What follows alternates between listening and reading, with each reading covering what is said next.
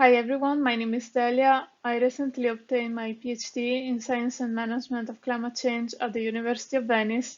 Now I'm a research fellow at the CNR Institute of Polar Science in Venice.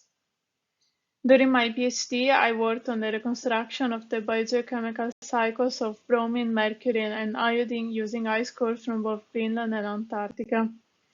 I decided to focus on these elements because while mercury is a pollutant of concern, in particular for the Arctic regions, halogens are receiving particular attention in recent times because of their ability to deplete tropospheric ozone and mercury, to increase the lifetime of methane, which is a greenhouse gas, to form cloud condensation nuclei with a general impact on climate.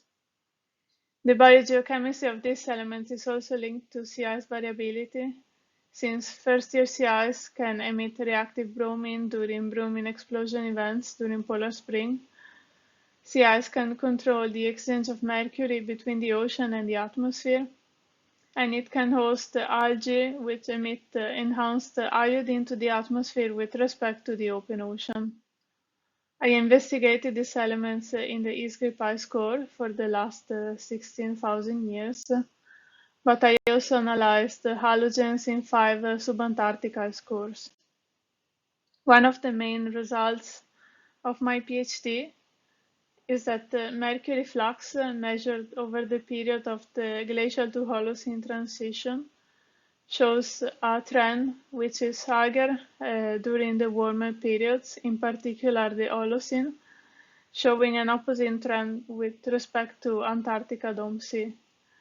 And using a simple box model using mercury chemistry, we found that at the last glacial termination, probably multi-year sea ice obstacle mercury evasion. This is why we find less of it in the ICAT ice core.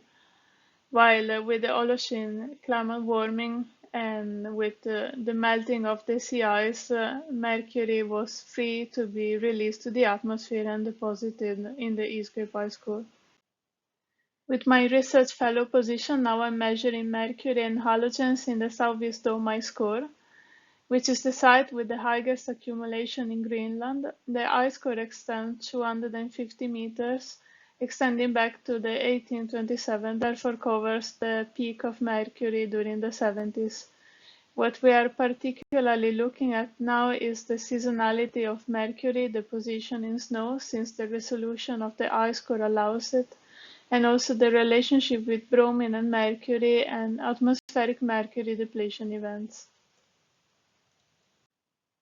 Here at ICAT, I would like to keep myself updated on the new challenges of ice core science, and I'm always hunting for new research project ideas. I'm particularly interested in applying ice core records to paleoclimate modeling. Thank you very much and nice to meet you.